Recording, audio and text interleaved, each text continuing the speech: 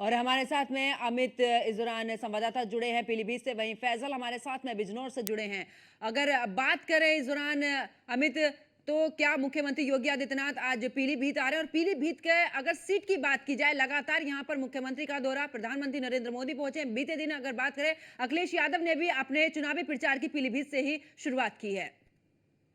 देखिए, पीलीभीत जिस तरह से लगातार सरगर्मियां तेज होती जा रही हैं राजनीति की, पीलीभीत में वरुण गांधी का टिकट काट करके यहाँ पर जितिन प्रसाद को बीजेपी ने अपना प्रत्याशी बनाया है। और बीजेपी के प्रत्याशी बनाने के बाद जितिन प्रसाद की अगर हम बात करें, तो उनका यहाँ पर जीतना या प्रचार प्रसार करना ये इतना आसान नहीं होता यदि इन मंत्रियों का आगमन नहीं होता। पीलीभीत की अगर हम बात करें तो लगभग 10 से अधिक मंत्रियों का आगमन हो चुका है जितिन प्रसाद के समर्थन में।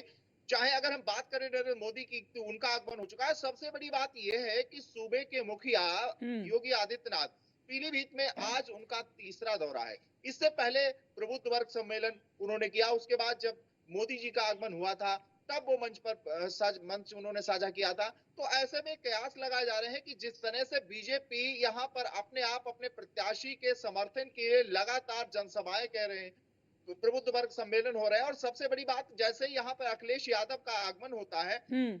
और अखिलेश यादव ने अपने जनसभा को संबोधित करते हुए बीजेपी तमाम तंज कसे। उन्होंने कहा कि बीजेपी सिर्फ एक छलावा की पार्टी है, यहाँ पर उन्होंने कभी कुछ बेहतर नहीं कर पाया है। चाहे मानव जीव संघर्ष की बात हो, 300 से अधिक मानव जीव संघर्ष में जाने चली गई हैं। मोदी जी सिर्फ कहते रहे, योगी सिर्फ कहते रहे कि हम मानव जीव संघर्ष की समस्याओं को निजात दिलाएंगे, ये हम्म। समस्याएं हो रही उसे निजात दिलाएंगे, लेकिन ये बात सिर्फ जो है धरातल पे नहीं आ पाई है। और इसको करते रहे, प्रयास करते रहे, वादे करते रहे, तो सिर्फ और सिर्फ बीजेपी के जो वादे हैं वो झूठे हैं, ऐसा अखिलेश यादव ने जनसभा को संबोधित हुए करते हुए कहा। उन्होंने ये भी कहा कि जब यहाँ पर पेपर होता है तो पेपर लीक होने की सबसे बड़ी बात उत्तर प्रदेश में ही रहती है। तो हम्म। आखिर ये बीजेपी सरकार में ये सब क्यों होता है? 10 पेपर परीक्षा हुई और उसमें लीक हो गया। तो ये तमाम तंज जो है अखिलेश यादव ने कहा। पिछड़े वर्ग की बिल्कुल, बात अगर करें तो पीलीभीत की उन्होंने बात इंडिया के करें तो दादा। अमित, सरगर्मियां काफी तेज है। वापस लौटती हूँ अमित आपके पास में, और इस दौरान फैजल हमारे साथ में जुड़े हुए हैं। फैजल, अगर बात करें, मुख्यमंत्री योगी आदित्यनाथ मुरादाबाद भी पहुंचेंगे, जनसभा को संबोधित भी करेंगे।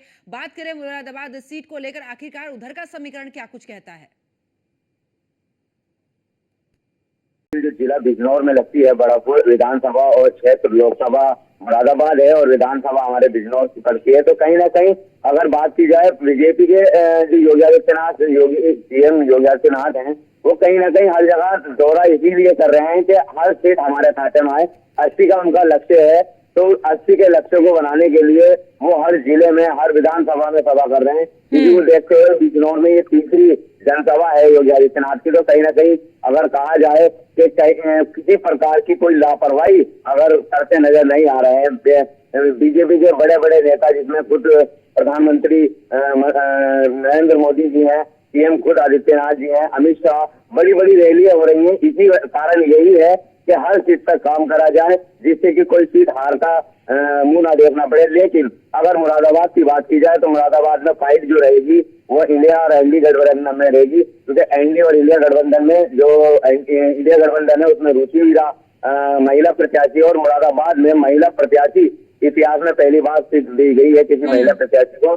तो कहीं ना कहीं दोनों हिंदू बिरादरी है। अगर क्योंकि मुरादाबाद में अक्सर चाह रहा है कि मुस्लिम को टिकट दिया जाता था और बीजेपी तो हिंदू प्रत्याशी उतारती है। अब की बार क्या है, बीजेपी ने भी हिंदू प्रत्याशी उतारा है और जो इंडिया गठबंधन है उनने भी हिंदू प्रत्याशी उतारा है, और दोनों प्रत्याशी मजबूत है। तो कहीं ना कहीं उस मजबूती को खत्म करने के लिए योगी आदित्यनाथ बिजनौर के बड़ापुर में जनसभा करने आ रहे हैं। लेकिन वो क्षेत्र जो है वो मुरादाबाद लोकसभा क्षेत्र है। अगर बात की जाए और नेताओं की, तो जो आज सपा के अखिलेश जो खुद मुखिया हैं, वो भी एक बहुत बड़ी जनसभा करने आ रहे हैं। बिजनौर की 2 लोकसभा से एक नेटौर पड़ती है और बिजनौर की दूसरी लोकसभा जो मीरापुर है वहां पर जनसभा करेगा। तो कहीं ना कहीं बड़े नेता, बड़ी पार्टी के नेता बिल्कुल। और फैजल, बिजनौर वो सीट है जिसने मायावती को लेकर भी इस दौरान संसद तक पहुंचाया है।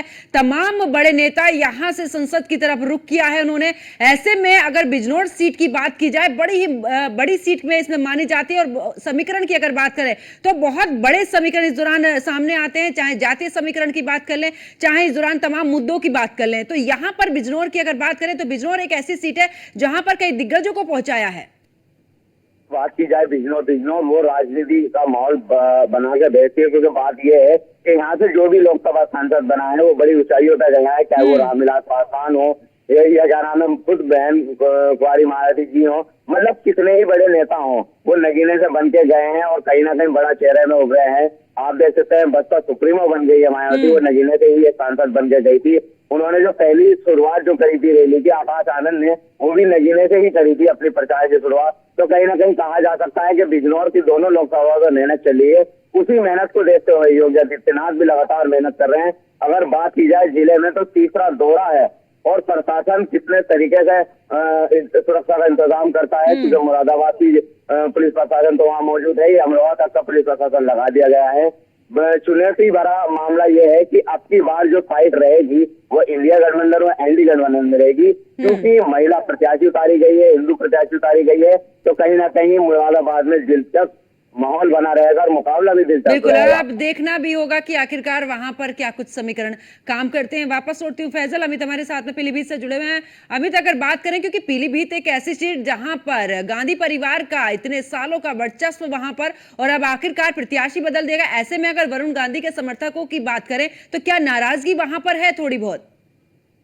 कि जिस तरह से वरुण गांधी का यहाँ पे टिकट कटा, ये इसमें कहीं दो राय नहीं है कि जिस सांसद के रूप में यहाँ पर उनके परिवार का दबदबा रहा है, 6 बार मेनका गांधी सांसद रही हैं, दो यहाँ पर, और उसके बाद 2 बार जो है वरुण गांधी सांसद रहे हैं, तो 35 वर्षों का जो रिश्ता है पीलीभीत से उनका, जो उनके समर्थक हैं, जो उनके प्रशंसक हैं, तो कहीं न कहीं टिकट कटने पर उनके नाराजगी तो थी ही, लेकिन सबसे बड़ी बात यह है कि टिकट कटने के बाद जितिन प्रसाद को टिकट मिलना, उसके बाद वरुण गांधी पर प्रदेश अध्यक्ष भूपेंद्र जो चौधरी है, उनका कहना कि वरुण गांधी बीजेपी के साथ हैं, जब समय होगा उनका उपयोग करेंगे। उसके बाद वरुण गांधी का एक पत्र जारी होना जिसमें बीजेपी के समर्थन में कहीं कोई बात ना करना। एक तरफ बीजेपी के जो प्रत्याशी हैं, जो बीजेपी के आला जो कह सकते हैं कि प्रदेश के मुखिया हैं, वो सब कह रहे हैं कि वरुण गांधी हमारे साथ, वरुण गांधी हमारे समर्थन में। वरुण गांधी का पत्र जारी होता है, उसमें बीजेपी की कोई बात नहीं करते हैं। तो ऐसे में कहीं ना कहीं कयास लगाए जा रहे हैं, समीकरण है कि जो यहाँ जनता की फिजा है, जो उनका प्रशंसक है, जो उनके समर्थक हैं,